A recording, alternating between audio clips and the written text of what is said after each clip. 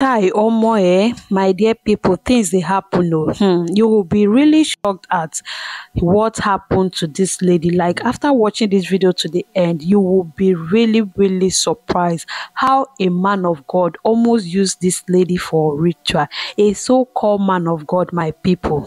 This life e no balance, so like things are really happening. If they don't share it on social media, we won't know that things are happening, guys. Yeah, that is why we should be very prayerful all the time. Like omo, if no be God when they protect us. Omo, my people, you guys should listen to this girl's story. Hear her story and how she almost left this earth because of a so-called man of God that almost used her for ritual. Omo, this girl be don't go. But God made her to come back to life again. My people, I think this is the part one, so let's watch this part one to the end. I will be posting the part two immediately, guys. Watch the video to the end, guys. Good morning, everyone. Happy new month. So first of all, I want to thank everybody that have been calling, checking up on me, my friends' friends, even just people I barely even talked to that heard about the issue on news and have been texting and calling. I sincerely want to apologize too for because I've not been responding to messages or picking calls because of my health. I'm still recuperating and all of that. So I am very sorry. Please don't be offended. I'm not snubbing anybody, but I can barely even I just have the strength to do this now. So that's why I want to quickly give this story time. It's almost 2 months now and it's good I give the story time so that people will be careful. So I'll be giving the story time of how okay, I would not say killed because God gave me second chance. I would say I'm giving a story time of how I was almost killed and used for rituals by my neighbor who is a pastor. So on the 19th of January 2024, around 9:27 a.m., I woke up that morning. I was to even travel that day. I woke up that morning and I was like contemplating. I was just contemplating about my movement. So I woke up that morning and I was like, okay, let me go and pee. So I went to pee. When I got back inside my room, I met my neighbor who is a pastor naked inside my room. He was naked, like when I mean naked, don't be say he wear boxers. He was naked, he was not putting on anything. And he was holding my pants, doing incantation or saying what I really don't even know, but I just barged into the room and I met him naked, holding my pants. And when I saw him, I just shouted, Jesus. And he was at first, he was just fine. I was like, what are you doing in my room? So I just shouted. I didn't even know that everybody in the compound had gone to work. Normally, I'm not even supposed to be at home that time because I work, but I was to travel, so that was why I didn't even go to work that day. So I was like, what are you doing in my room? I quickly collected my pants from him and I told him to get out from my room. He left my room and then he was like, oh, sorry. I just collected the pants and I locked my door from inside. So I called my mom, she didn't pick. I called my friend, they didn't pick. I called like I think about 3-4 people, they didn't pick. I called my brothers.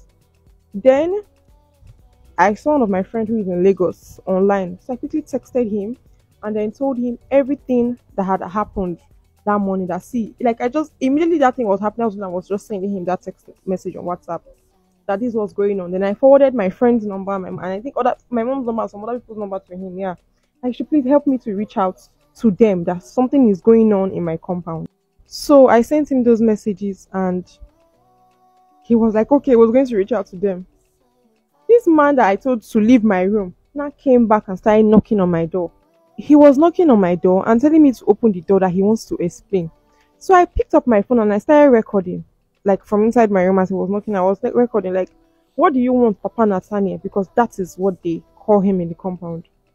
What do you want, Papa Nathaniel? And he was like, I want to explain. I was like, explain what? Please go away.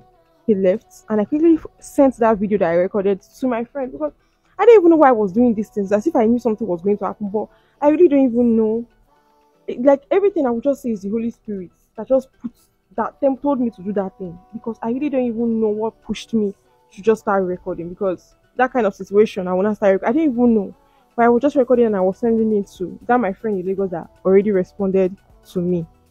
He came back again the third time And he was like, please open the door, I want to explain. And I said the same thing, please go away. In my room, the window is covered by a protector. So there's no even way I can even say I want to break the glass, because normal, me, I go break that glass, jump fence. But there's a fence at my window leading to the other compound. I could break the glass, jump fence, come on. But there's a protector there, so I could not leave the room. As these things were going on, as he was knocking, my friend in Lagos that already know what was happening was scared, was telling me I should keep on sending him videos and everything. And he was reaching out to my friends and family because he's in Lagos. This thing happened in Benin. Then the fourth time, this man came to my room and started breaking my door. I didn't even know what to do anymore. He started breaking my door. He broke the door and immediately entered inside my room. He brought out a knife from inside his boxers and then tried to stab. The knife was aiming at my stomach. When I saw him, I would still say everything. I would give God thanks, because where did this courage come from? This man is far way older than me. He's a man. Even if say I even senior him, man na man. Only one blow when he could blow me, I don't fall for ground.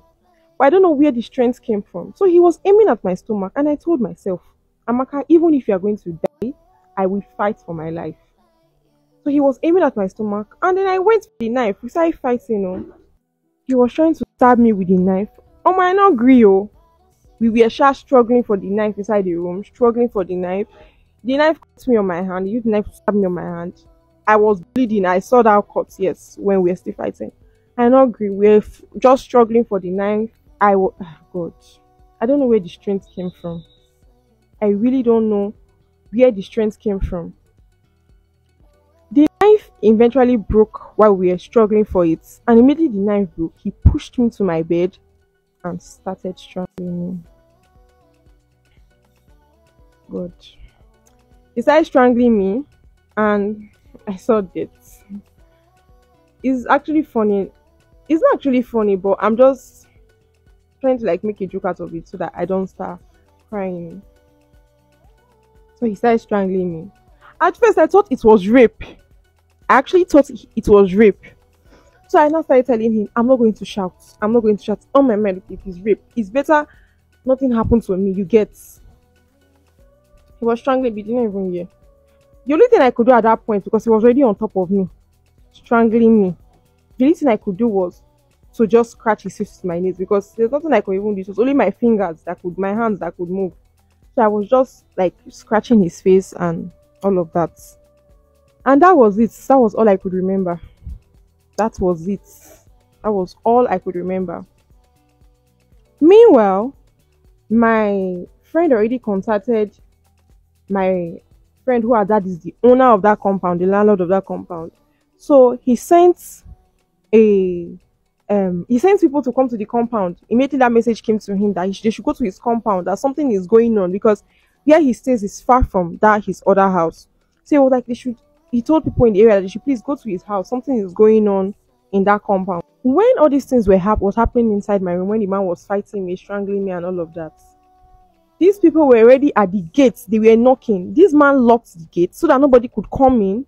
He locked the passage gate. So when all these things was going on, when we were fighting, he was strangling me, they were at the gates, knocking, shaking the gates, waiting. So when they saw that nobody was opening the door, they just surrounded the whole compound and they were waiting for the person that will come and let them see him. But the mistake that they made, that's what the police was saying, they would have actually jumped the fence and enter inside, break anything breakable to save me, because it's still them. I'm not blaming anybody, but I'm just saying, you get. So they were at the gates knocking. When this man saw that I was already dead, I already pulled on myself. Normally, say if person won't die, you go start to the sheets for body or foam. No, foam will start coming out from the mouth, it will start pulling on itself. I don't already shit for body. Then this man now carried, because I was trying to tell when all this was happening. This man now carried me. Whether it was wood he carried so that I will die well, because I don't, maybe he didn't want me to tell people what I saw or what, I don't know. I really don't, whether he wanted to use me for a ritual, but he carried knife, stabbed me in my mouth. I actually healed very fast. This place in my mouth here was sold. Maybe because of Twitter you're not able to see it, but here in my lip here was sold. He stabbed my mouth. took knife, cut my hair. For those that know me, I have a very, very long hair, and that's why it is not even obvious. He cut the side of my hair here, at the like close to my ear. He cut the hair because I was on braids. So he cut like 4 or 5 braids. He removed it. So when we were in the hospital, we started discovering some things. He cut it, then he carried wood and started hitting me on my stomach so that I would die well. After he was done, he carried me and put at the back of my bed, under my bed, so that even if anybody comes, maybe after days, maybe when, God forbid, my enemy body done they see me, they would not see me, maybe under bed. It was my leg, because I'm a very tall person. It was my leg that those people saw. I'm going to do a part 2, because I think the time is already over.